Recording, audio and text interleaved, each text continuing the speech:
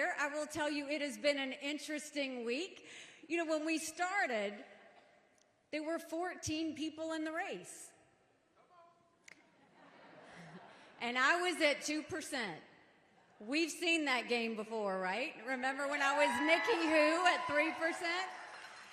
And so one by one, we dismissed the fellas, right? One by one. And then we saw in New Hampshire, it became a two-person race.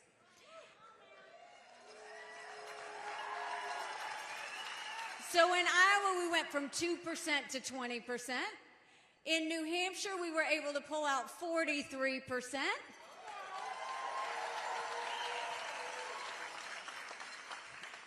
And Donald Trump had a total meltdown.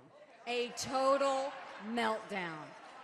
He literally threw a temper tantrum on stage like I had never seen. And look, we were excited by the momentum. He was not. To the point that he threw out insults. That's what he does. I'm okay with that. I'm used to that. So he, threw out insults. And he talks about revenge. That's what his acceptance speech was. It was about revenge. And he talked about himself. And at no point did he talk about the American people.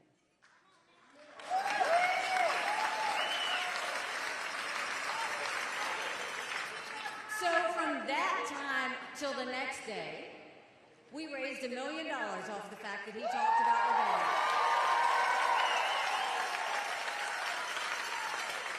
Then the next day, he comes out and says anyone that supports Nikki Haley is not going to be part of MAGA.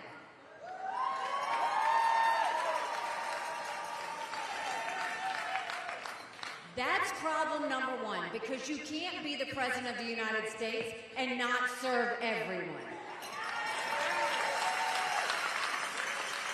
So when he said that everybody that supported me wasn't going to be part of MAGA, we did and had some fun with it. We did some t-shirts that said, barred permanently.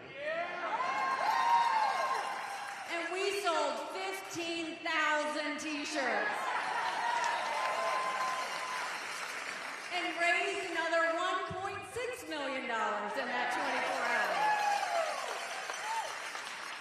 And then he took it a step further, and he tried to push his friends at the RNC to go ahead and announce him as the only nominee left in the race.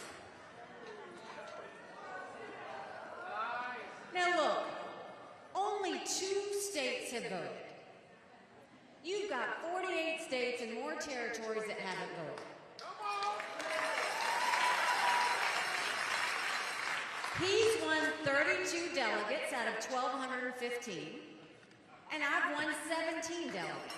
This is far from over.